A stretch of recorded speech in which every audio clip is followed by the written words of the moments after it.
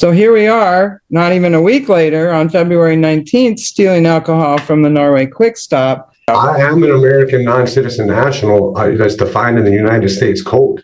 And I do believe that underneath copyright, once my name is copyrighted through the Daily News, once I put that copyright on your paperwork, that's something called copyright impoundment. That means that under Erie Railroad versus Tompkins, the fictitious entity under due process of law does not apply to my sui juris living being. You know, I don't understand how I can tell you that I'm an American national and you can hold me in a county jail under bond. Especially today, when I was arrested on a larceny under $200, somebody changed case prefixes and the warrant got dropped to a misdemeanor. And now you're still going to illegally hold me in a county jail under bond? All right. People of the state of Michigan versus Drew James Peltola, files 247831SM and file 247819SM. Mr. Peltola appears from the Dickinson County Jail. Counsel the appellation known as Drew James Peltola appears before you as an entity? Hold on a minute. Just let me make the appearances, and I'm going to give you the floor, okay? In regard to the matter, Nancy Schaub is here as both his counsel on the underlying file on 247819SM, as well as the first bond violation. She's here as CAFA counsel on bond violation number 2 in this file, as well as a new file of 7831SM. Kristen Cass is here on behalf of the prosecutor's office. Drew Peltola, I'm going to give you an opportunity now to say whatever you want to say. Go ahead. Ma'am, I was trying to get a ride to court this morning. This bond violation. Wait, sir. I don't want you to talk about the underlying charges. I wanted you to say whatever you wanted to say. I thought you started to say some sovereign citizen information that you wanted to make a record of. I am an American non-citizen national that's defined in the United States Code.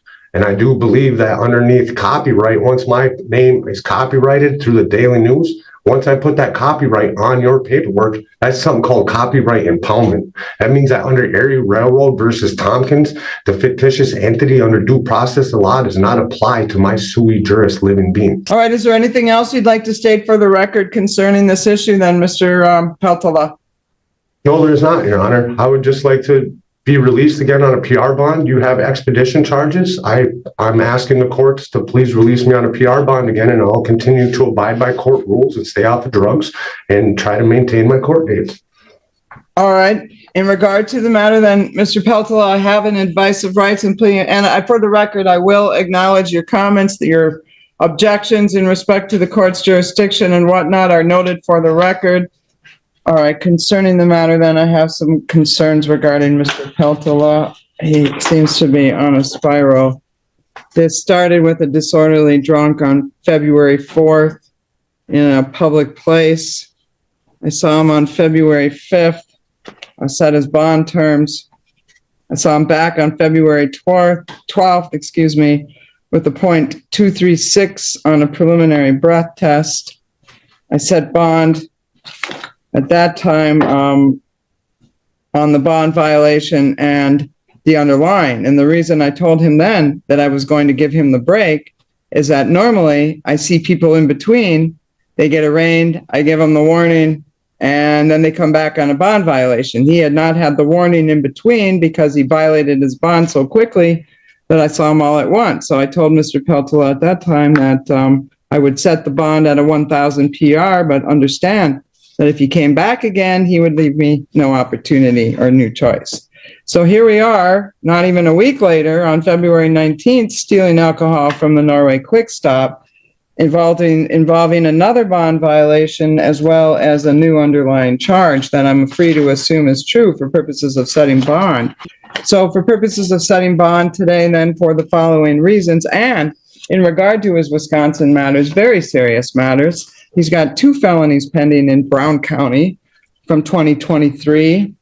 The first one alleges possession of narcotic drugs, a felony, possession of a controlled substance on or near certain places with a modifier, carrying a concealed knife, possession of drug paraphernalia. That case has been pending through for quite some time. And he has a court date for a status conference scheduled for February 26th at 11 a.m. Then, so the date of this offense was filing date of 2/10 of 2023.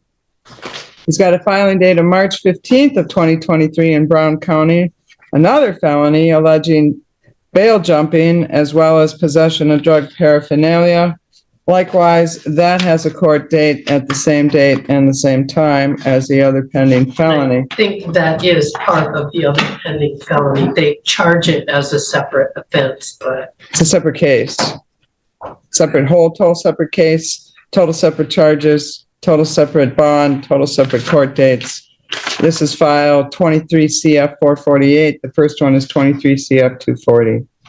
So in respect to the matter, my point being for purposes of setting bond, Mr. Peltola has some substance abuse issues going on. He's got numerous cases pending in Wisconsin as well as now here.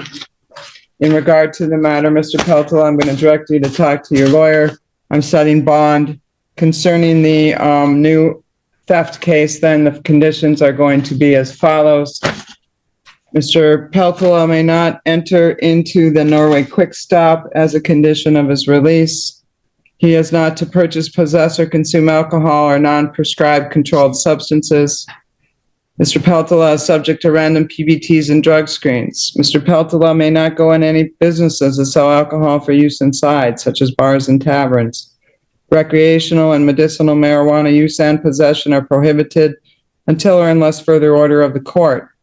Conditioned on him signing that waiver of extradition, which I do have in the file, I will allow him to go back and forth to Wisconsin for purposes of court hearings and or meeting with his attorney. If in residency, he lives in Wisconsin. in residency, no, he lives in Vulcan, or he says Vulcan. Is that just your Bracket. mailing address? Yes, we can do it like that if you choose to. Well, where is your residency? My residency and my domicile is 1968 River Street. We can switch it with a mailing address to W43, the apartment 13 in Vulcan, Michigan. The address should be in there. It should be bracketed. Right, and that's apartment 13. You didn't put that on there though. Apartment 13? Yes, ma'am.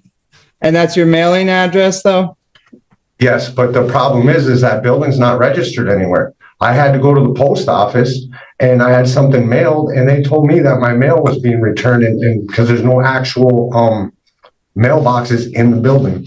All right, so I got two issues I need to deal with here. One, do you live in Wisconsin? Do you have to go to Wisconsin for purposes of residency or just your court stuff? My mailing address, my residency, and my domicile are all registered at my mother's house. There was some unexplained events that I will not say out loud. I don't know where your mother's house is, Mr. Peltola. Ma'am. Address.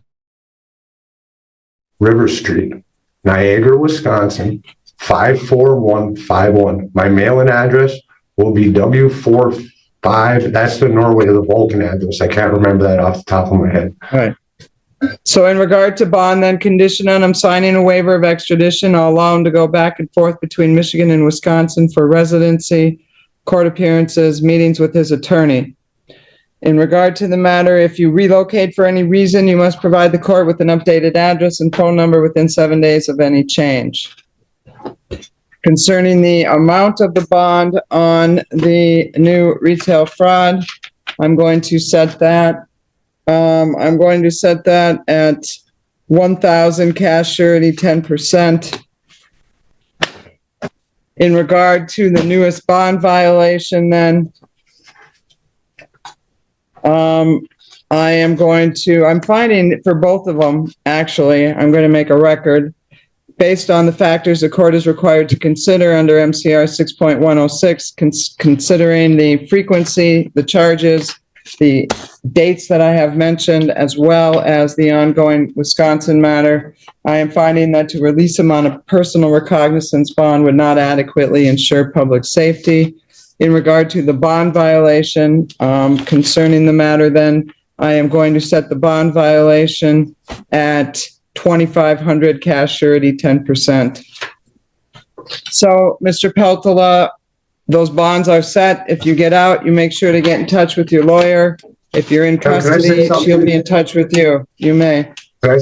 Yes. You know, I don't understand how I can tell you that I'm an American national and you can hold me in a county jail under bond especially today when I was arrested on a larceny under $200. Somebody changed case prefixes and the warrant got dropped to a misdemeanor. And now you're still going to illegally hold me in a county jail under bond? All right, Mr. Peltola, I'm not going to argue with you. Your sovereign citizen has been noted for the record. In regard to the matter, you are under the order of the court. You're under the jurisdiction of the court. I decline to follow what your... Can I at least tell you, admit I was arrested on a larceny charge that was dropped through a case prefix, UN, all incoming evidence? Can I at least have you admit that in the court of law that you guys illegally kidnapped me again with a larceny through John Rod D. Clark, Norway Police Department? Can I just have you admit that once? No, Mr. Peltola, I don't even know what you're talking about. I will not admit that. Thank you to the jail. We are off the record on this matter.